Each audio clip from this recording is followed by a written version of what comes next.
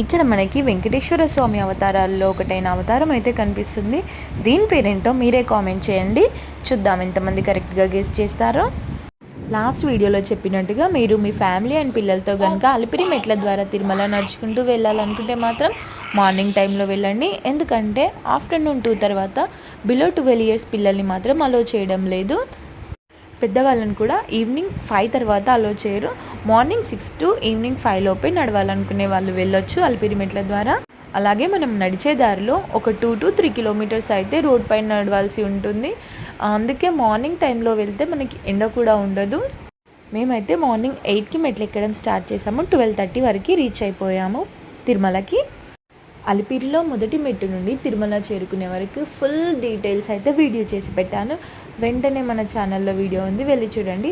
ఛానల్ని సబ్స్క్రైబ్ చేసుకోవడం మాత్రం మర్చిపోకండి. అలాగే లైక్ అండ్ కామెంట్ కూడా చేయండి.